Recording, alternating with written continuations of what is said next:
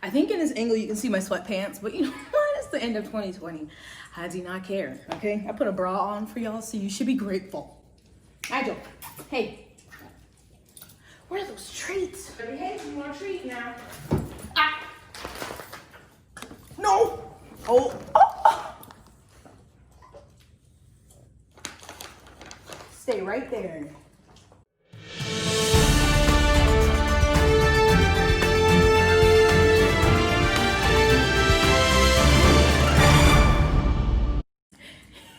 Hey, hi, hello, welcome or welcome back to my channel. My name is Jess and this is Nigel, and we are back with our regularly scheduled book community where I try to keep you abreast of the goings on and the shenanigans in the bookish community. Last week I took off and I did positivity, which was really nice, but the actual tea did not stop brewing. So there is lots to catch you up on. So I'm going to try to be as concise as possible, but some of this mess is messy and I need to go through all of it in order for it to make sense. So bear with me and I hope you enjoy. Somebody's already bored. Watch out. Okay. Okay. Hey. Are you just gonna sit like this? Okay. Okay. Boo-boo. You got to lay down. Can you lay down?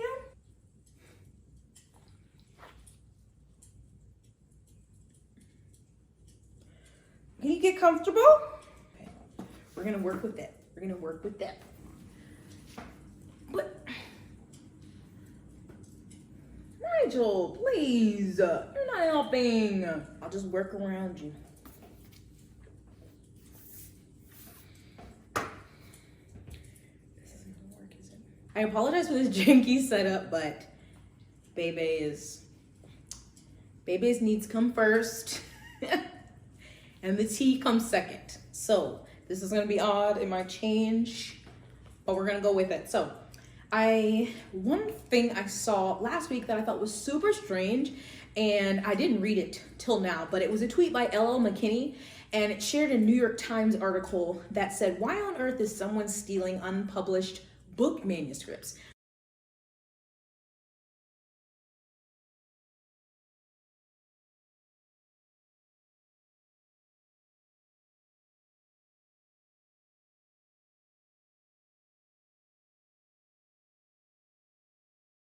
Which I had not heard of. So I read through the article. So the article basically talks about a phishing scam with unclear motive or payoff is targeting authors, agents, and editors, big and small, baffling the publishing industry. So it starts off with someone's story about sending this novel that was set to be published, and the agent was asking for a latest draft, and then they realized that wasn't the agent. And so it is,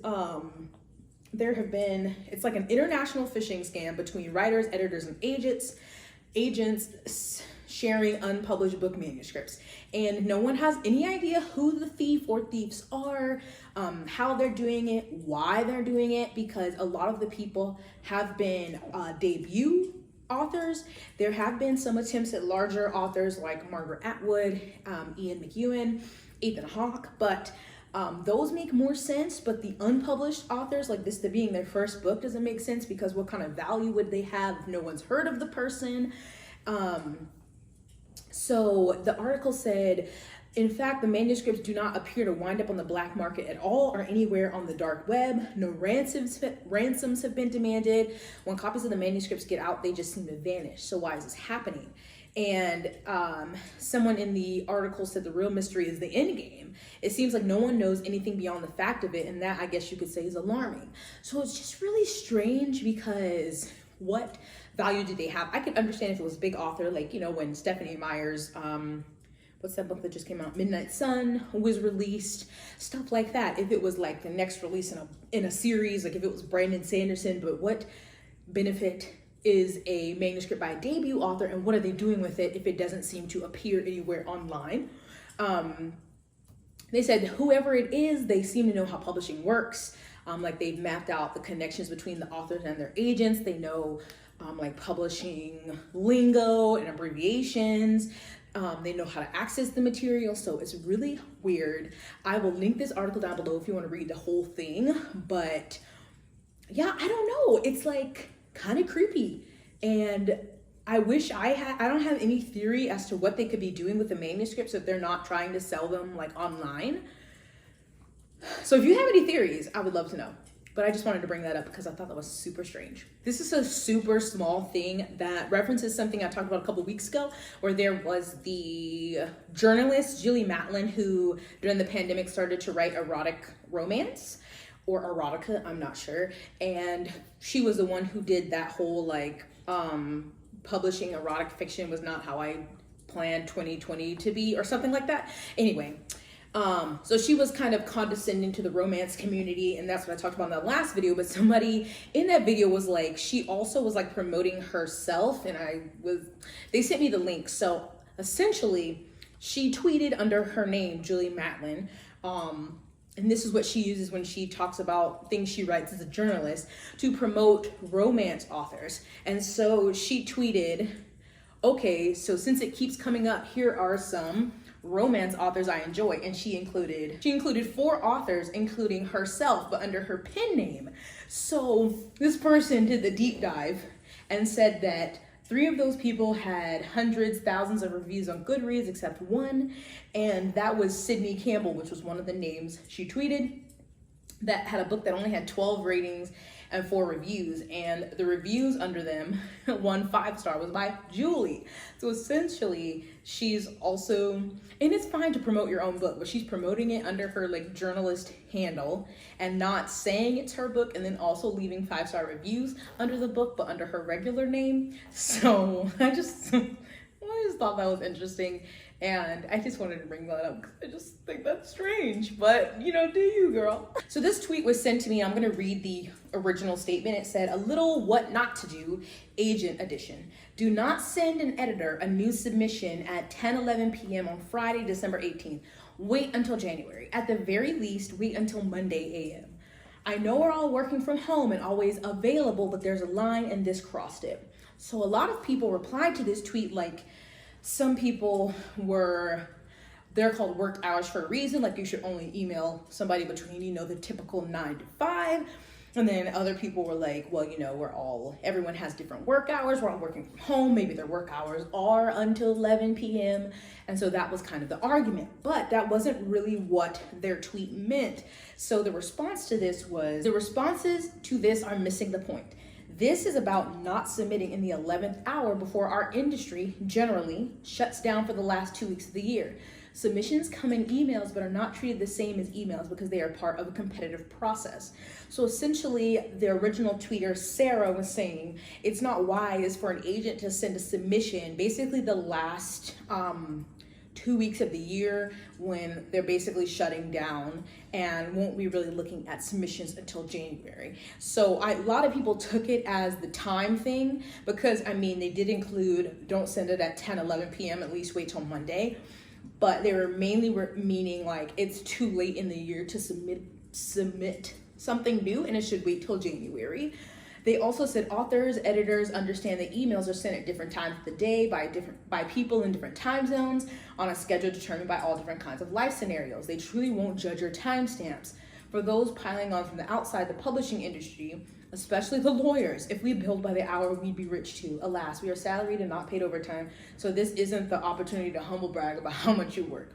So it was less about time of day and more about the last 2 weeks. No one's really taking any submissions, and maybe possibly they could, you know, be lost in the shuffle of emails at the end of the year, and it's wiser to wait until the beginning of the year. So if anyone saw that, my friend Meredith sent this to me and clarified because I was super confused too, but that is what the email meant.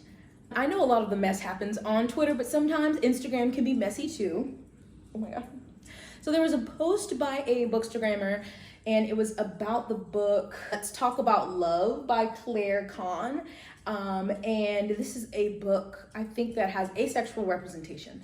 So their caption on Instagram about this book was, can I start saying that if you're asexual, you should be actually clear about it when you date before making it a relationship?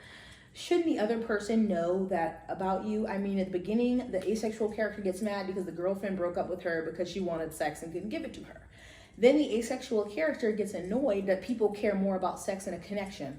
Now, that could have been avoided if you tell the truth since the beginning. You can't blame it on others for your own mistakes. That's not cool. If you hide something like that, don't expect the other person not to be mad and judge someone for wishing sex and not only cuddles was wrong. Okay, I have asexual friends and I was excited about representation of ace girls in a book. I felt it was an important read, and actually while it wasn't important, it was informative.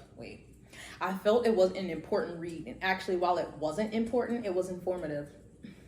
I mean, this is a Black, bi-romantic, asexual girl, and that's pretty awesome. The thing is, I got bored. The story isn't that good. I mean, well, maybe is kind of good, but not great. The characters are a bit annoying at times, 99% of them. There's this possessive friendship that is awful. Nothing possessive is cool. The family relationships are so messed up, but my favorite character was Takumi. He is so cute, polite, not annoying at all. Also, Ryan is kind of a cool friend, so supportive. Finish this book like, oh, okay, what should I read next that makes me feel I still love books? I felt nothing at all, learned not much. Good, yeah, to lose some time and move on. So that caused a stir on Instagram, and one of my Bookstagram friends, Echo, had a great response, and they said, Bookstagrammers, if you're going to read a book that educates on sexuality you are not, expect to find that the experience is different from yours. I have seen some horrific ace phobia due to allosexual people not liking the plot of an ace book. Just because you disagree with the character's actions doesn't mean you have the right to demand that ace people broadcast to everyone they are ace before getting into a relationship. What the fuck? Sorry. Many ace people experience discrimination even within the queer community. Many get told they are unwell or need medical treatment. You don't decide for someone what they tell or how they tell others. It's ace-phobic to think it must be disclosed. The Bookstagrammer who made the original post has turned off comments like a coward, yet happily keeps the post up. Doing this silences ace people and allies, and it also spreads bigotry and discrimination without the opportunity for critique or discussion. So I thought that was the best response that I saw towards it, because sure, if you had that view and you wanted to share it, whatever, but at least leave the comments up so that you can get some critique and understand what you did wrong. And then maybe you could amend your post, like edit it and say, you know, that you've read some of the comments, you've talked with people, and now you have a better understanding. My bad, it was wrong. But instead, they just left the post up, turned off the comments, and are like, whatever. So don't do that. And we're not going to understand or maybe relate to every single character or difference outside of our own experience, but that's the benefit of being on the online book community platform. You can talk about it with people and learn things and, you know, maybe correct your incorrect or prejudicial views. So that's stupid to turn off the comments. Oh, also, I'm sure most of you are aware, but NetGalley was breached. So NetGalley is a website where you can make a profile for free and you can request advanced reader copies of books, ebooks, and audiobooks, and then you review them on their site. And so there are a lot of people going on about it on Twitter, you know, some just saying to change your password, and then some people going on these big old rants, I don't know for any reason. But I was like, I don't know the last time I went on a NetGalley. So I went log in, I had to change my password. Last time I was on NetGalley was like 2018. But anyway, so if you didn't know, change your NetGalley password. But honestly, at this point, I don't know how many breaches I've been through. The state I'm from, their own database was breached, so I'm screwed for life, honestly. I mean, T-Mobile, Target, everything. So at this point, I'm gonna just do my best. You know, watch my accounts and stuff. And something happens, I'm gonna have to report it, because honestly, I don't know. I'm not tech savvy. If somebody wants my information, they're gonna get it. Not like I'm trying to willingly give it out, but just change your NetGalley password and keep it pushing. That's it. Are you comfortable? Is my bosom comfortable for you? Now we're gonna get into the final segment of this video that I like to call authors behaving badly. Because I've got 3 different stories and yeah, a lot of screenshots. Okay, first we're gonna talk about LJ Shen, who's a popular romance writer. I have heard her name before, but I haven't read any of her books. But a few people sent me screenshots. Someone just about these covers and then someone about something else. So I'm just going to read what this says. I don't have a lot of, I guess, evidence to back this up. I know nothing about her personally. I don't follow her, so I don't know how she interacts with other people or authors. But this is just shared to me. So if you have any more information to add, I would gladly love to read what you have to say down in the comments. So this was a screenshot from someone's stories that was shared about her. And it says, let's talk about LJ Shen. Let's talk about how she hates misogynism, but most of her male heroes are misogynistic to every other woman besides their love interest. Let's talk about how she literally steals plots, famous quotes and covers and constantly gets away with it. Let's talk about how she bullied people into silence. Let's talk about how she literally buys people with gifts and giveaways. Let's talk about how her originality is non-existent at this point. Let's talk about how she's a mediocre author at best and she's way too overhyped, and how all of this just brings her more and more attention. Let's talk about how people still excuse her actions because she's hot. Let's talk about how she's a bad person, a mediocre writer at best, and a downright bully. I saw a few stories by an author who said she was surprised to find out people didn't know this community was toxic and can backstab you at any moment. And you know what? From my personal experience, it's true, but it needs to change. People need to be held accountable for their actions. People need to recognize that their favorite book might not have been written by a good person. We need to empower others. We need to empower our fellow readers, authors, and friends in this community. Stop bringing people down. Fix your fellow queens' crowns. Let's talk about LJ Shen, how she needs to stop getting away with this shit.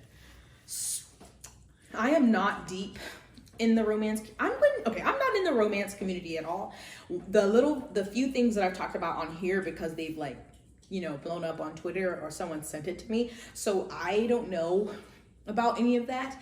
The other person who sent me things, it was about the reference to covers.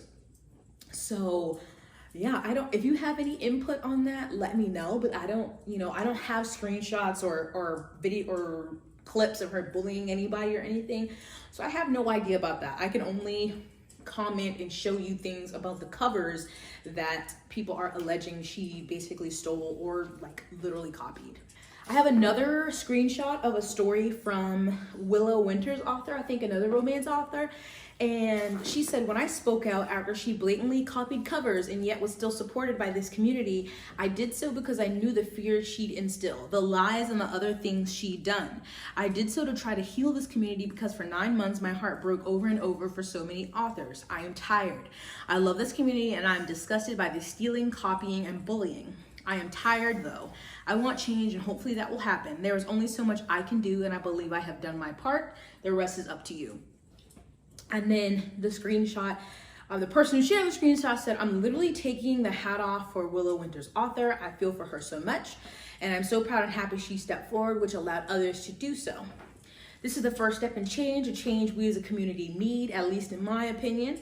I haven't been here very long, almost a year now, but I've made friends and enemies who talk shit about behind my back.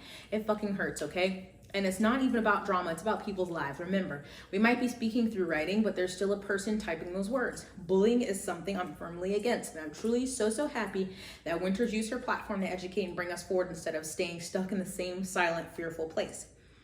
I don't know.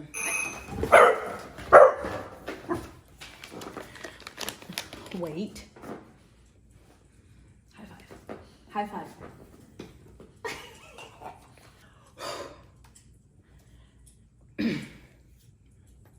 So again, I am not here saying for sure these things about her are true. Those were just a few screenshots that were shared with me. So again, if you have anything to add, let me know. But I do have these screenshots of her book covers compared to other book covers that have been published before her books, I'm pretty sure, so I'm gonna share those. I have. So there's The Selection by Kiara Cass and her book, The Hunter. They're very similar. And then I have another one by Kiara Cass, The Crown, and her book, The Villain.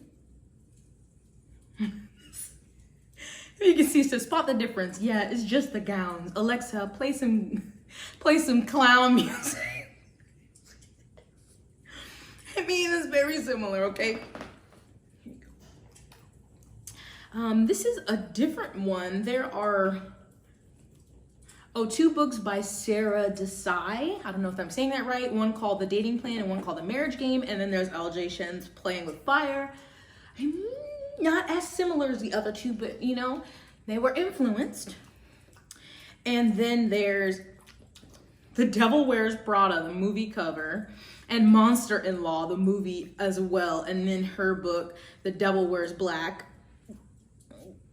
She was inspired? I don't know. I'm not here to directly say somebody took something, but I can see the first two especially eerily similar. So I don't know. Again, I haven't read any of her work. I don't follow her, so I don't really know her. Those are just some things I saw that were shared with me, so I'm sharing with y'all, okay? Oh, more on Instagram. Instagram has been messy lately. So we have another author acting a fool, Miss Elin Hilderbrand. Is that how you say it? Because this whole time I thought it was Elin Hilderbrand. I literally was messaging people on Instagram who sent this to me, and I was like, Erin? Nobody corrected me. I'm upset at y'all. Miss Elin or Elin Hilderbrand, okay? I've seen her books. I've never read anything, but I've seen them around. Could you back up, please?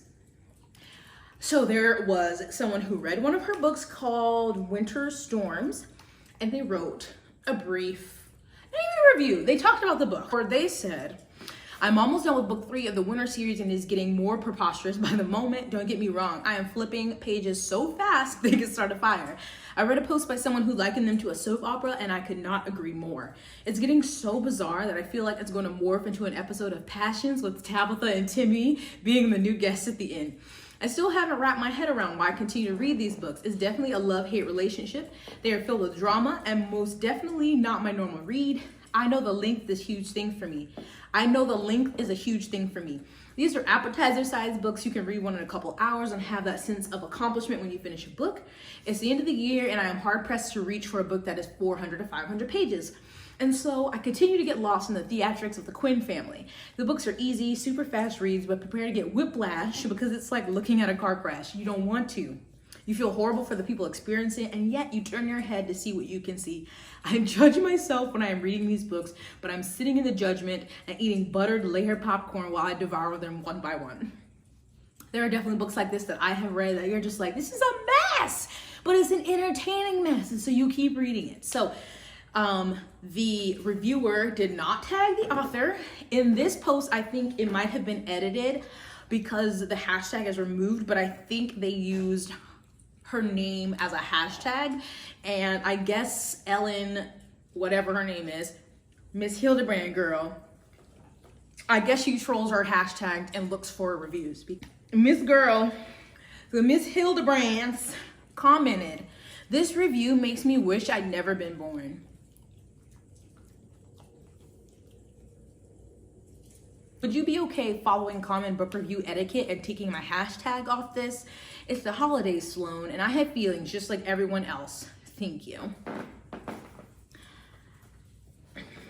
I guess one of Ellen's author friends also commented and said, Dear Sloan, that book you just devoured in hours and trashed in minutes took the author months to write. Your followers are delighting, haha, in this trashing. As a fellow author who's been on the receiving end of an honest review, I can say that it hurts deeply. No matter how successful you are, that pain lingers and erodes your sense of self-worth. But you do you. Authors are people too. Elin Hilderbrand. So then I think that Ellen must have DM'd the reviewer, and I can only see part of it that says, sincerely, a person who is now removing every single one of your books from their TBR. And Ellen said, hey, I'm so sorry. You're right. That comment was uncalled for and really out of left field for me. The review was sassy, so I guess I wanted to toss a zinger in return. But you're correct. Hideously bad idea. So your zinger is, I wish I'd never been born. Like, girl, Miss Girl. And then she later, let's see, more comments from her. It said, I do absolutely agree. I genuinely didn't realize that was how people search for reviews. I would have said they looked on Amazon or Goodreads or followed book tag accounts rather than searching out author names. Ultimately, you're right. If this is the most effective way for people to get balanced opinions, so be it. I'll survive. I've already had a nice convo with Sloan. Thanks for contributing your input. It's appreciated.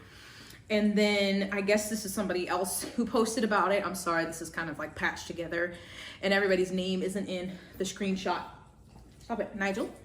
So then Ellen said again, was at this one reviewer said, let's say I were to review a book on my post and it was negative. First of all, I would never do that despite it being my right. So let's say I did it. And then let's say I hashtagged the writer, meaning I knew she was going to see the negative things I said about the book. Doesn't that feel kind of icky to you? Now, I'm not arguing that bad reviews shouldn't exist. They're useful, trust me. But is there a way to proceed into 2021 where we can create a book community that is less hurtful to the artist? Again, not me, I'm fine, but I will continue to advocate for my fellow writers. So I have a question, because I have done this. I have hashtagged an author when I talk about a certain book. Like I do things like whatever genre it is, adult fantasy, young adult fantasy, whatever, and then hashtag J. Kristoff or John Gwynn, whatever. And for me, I think it's for other Instagrammers to find book posts and book reviews about books they like or books they're thinking of reading. I never thought the author would be looking at the hashtag. Now I understand if she had directly tagged her in the post, like tagged her in the photo or like added her in the caption, I understand that, and I do not agree with doing that for negative or even like wishy-washy reviews. But the hashtag to me isn't bad because I have done that. And I have had an author comment on a post that they weren't tagged in, it was just the hashtag. Granted, it was positive, but what do you think? Do you think that's a no-no? She obviously did remove the Elin Hilderbrand tag from the caption, but I don't know. I'm just like, I didn't think authors would go like troll their hashtags, but what do you think? Do you think that's a reviewer no-no, or do you think it's fine? I would love to know, but I think for her to say Nigel, I hope y'all can't see him. For her to say, I wish I had never been born as a zinger, I think that's disgusting, and I don't know why people can't think about things before they type them and send them. And so it's just ridiculous. And then I guess there were other people that she has done this to before, because someone sent me screenshots that they were commenting to that reviewer's story, and someone said she sent me a similar review on one of her books and I gave it a 4 out of 5 star rating. That's ridiculous. Someone else said that, how'd she find your review? You have a private account, I'm impressed. And then she said it was public last year and I blocked her because she was harassing me about it. I used to actually love her books until that happened. She said I should only review books that I enjoy since I'm ruining people's careers. How I could do that still makes them laugh. And someone else said that Ellen commented, and then this emoji on their post because I said it was fun but not groundbreaking. And I didn't tag her or anything, but she found it. So they actually have a screenshot of her post. She commented on my friend's review. It was a lovely review, but 3.5 stars. And she had these emojis. Girl, go write another book. So please let me know what you think on that. I don't think there's a problem with hashtagging the author's name or the title of the book. And if you're really going to be cruising through hundreds of thousands of your hashtag to go comment weird things with people's reviews, that's up to you. I would love to hear y'all's opinion. This is about the new Netflix sensation Bridgerton. That is a romance series written by Julia Quinn. So I had not heard of this author or this series before the Netflix adaptation, which I have not watched yet, but I've heard a lot of talk about it on my timeline. Some great things, some meh things, some angry things. So it's been a mix. If you watched it, let me know what you think. But I have this thread from romance author Sasha Devlin, and it's an excellent thread where I feel like I need to read them all. So bear with me. I'm just going to put them all here on the screen so you can read them with me. But it is about the author of the Bridgerton series. So Sasha starts with, good morning and welcome to Quiet Part Loud. I'm Sasha and I can bet you know what I'm about to do. So let's talk about Netflix Bridgerton and why people have probs and it hasn't even dropped yet. So this was before it came on. Okay, as with many things in Romancelandia, there's layers to this shit cake. A few years back, the author of the source material was asked about diversity and the fact that books are devoid of anyone who is not the bland, basic, white, cis, het norm Christian. This happened at a con, so a convention. Her answer was that she didn't write about marginalized because she was writing happily ever afters and not suffering. She said this on a panel with others who do write happily ever afters for characters who are not the bland basic. So lack of imagination and inadvertently shading those who do what she can't. One day we really need to have the conversation about white people lacking the imagination, but never lacking the audacity. Anyway, she very publicly said no happily ever after for marginalized people, and then acted like, yes, I'm glad we all agree, next question. That's the first layer of shit. The next was people, even authors of color, who were like, she doesn't mean anything negative by it. I know her, she's not like that. And others who were like, fuck that author, 5 ever. That's 1 times more than forever. And of course, no apology, and publishing didn't blink. Now the Whisper Network says she was really upset by this, that she reached out, that she wanted to do better, that she learned and grew. But she did all of this in private. Her fuck up was very public, but the work and the amends all done in the dark in a corner in the basement. This was the part of the panel we did this year, that people fuck up publicly and try to fix things privately, and then they're upset when people are still judging and treating them based on their past behavior. You basically said only straight white Christians deserve a happily ever after, and then crickets.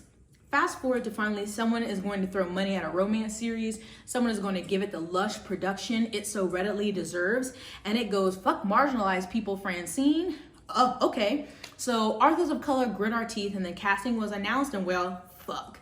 Because here's another level of the shit cake. Netflix has a problem with casting actors of color and actually giving them speaking roles. Make no mistake, the actor is still light-skinned. Gotta pass that paper bag test. If you don't know this, Google it. So this is just insult to injury. When Black authors are told that books we write featuring Black characters won't sell, that we can't put Black people on the color or stores won't pick it up, it won't be optioned, and Lil Miss It Ain't Right If It Ain't White gets a gorgeous Black lead and praise for it? And this is the shitty part of all. Some people are excited about this, and there's always the, if you don't support it, they won't make any more. See anything else that involves the marginalized. Because yes, romance, not being mocked, being well produced, is a marginalized commodity.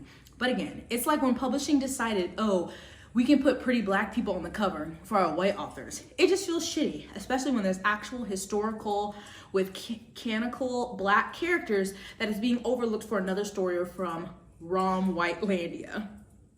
Romance Landia, again, is like, yay, rejoice, this is gonna be great. And maybe it will be for some of you, but several of us aren't ready to forget and forgive. And I get it. She didn't say anything about the groups you belong to, so you can care less, but some of us ain't built like that.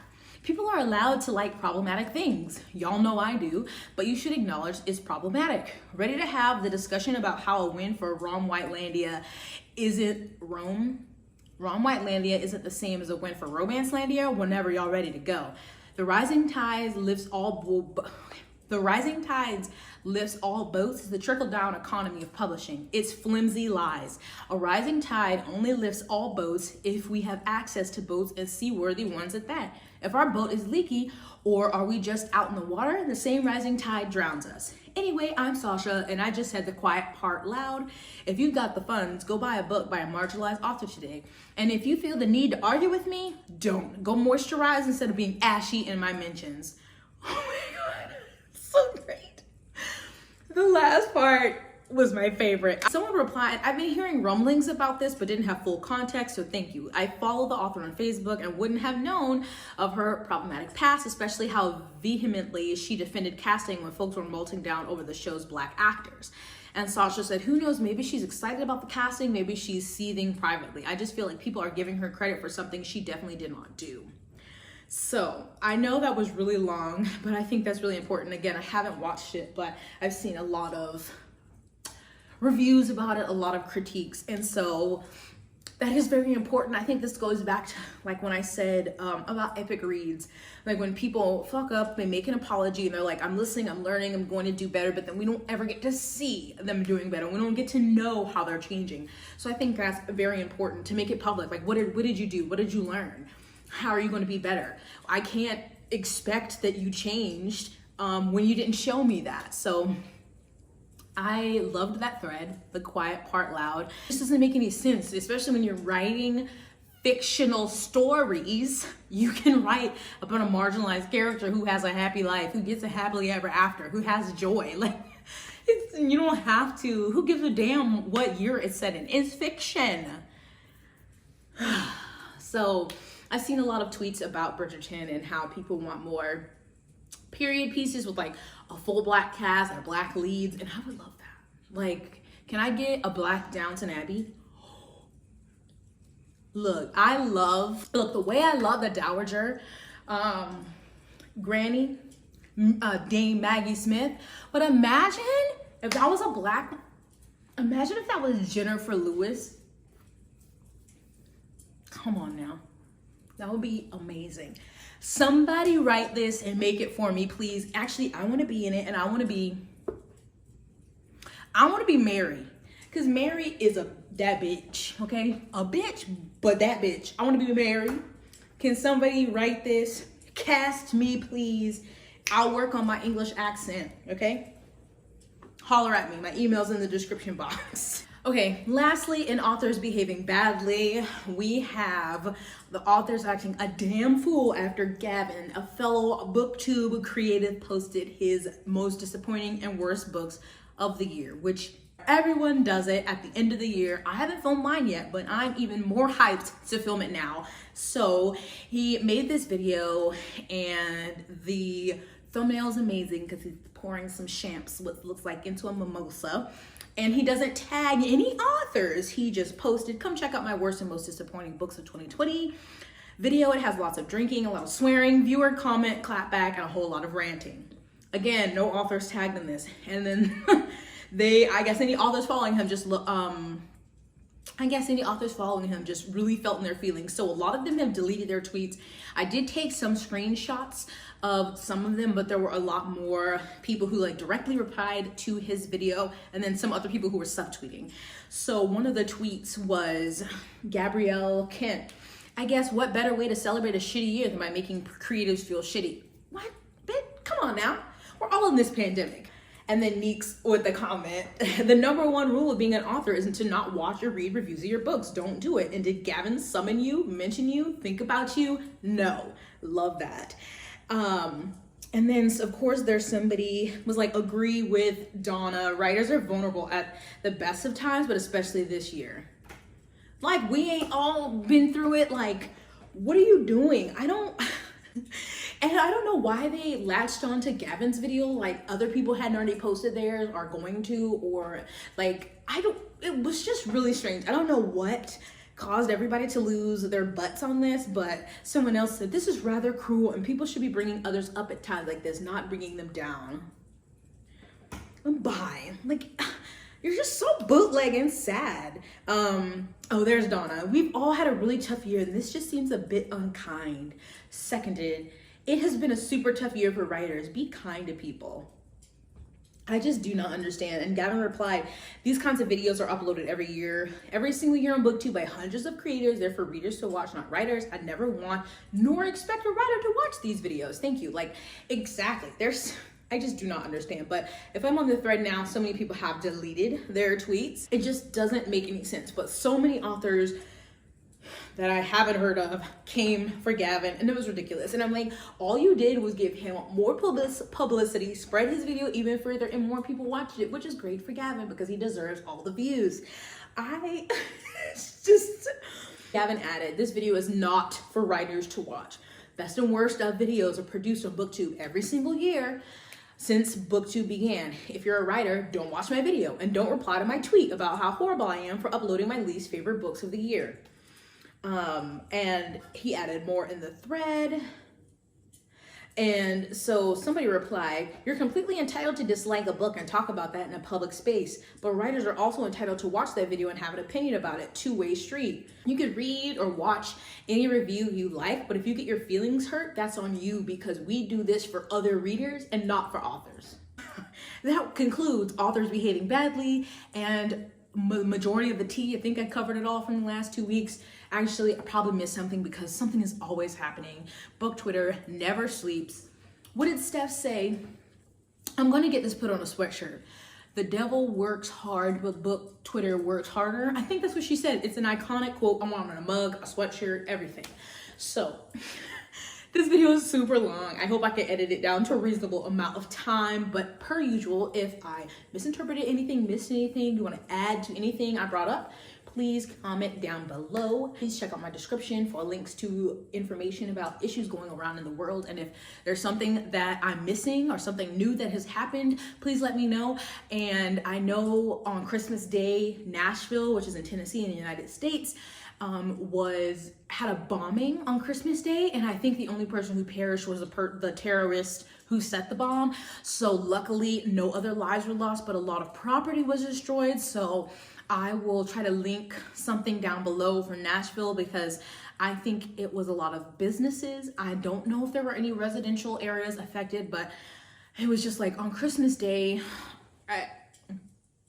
Always be cautious when you're clicking these links because these are, you know, tragedies, so they might be triggering to you depending on what it is, but I'll always have that stuff linked down below. And stay hydrated, moisturize, wear your sunscreen. You should be staying at home or wearing your mask if you're going out. And I hope you are staying safe and taking care of yourself. Anyway, please give this video a thumbs up, please subscribe, and I'll see you in my next one. Bye!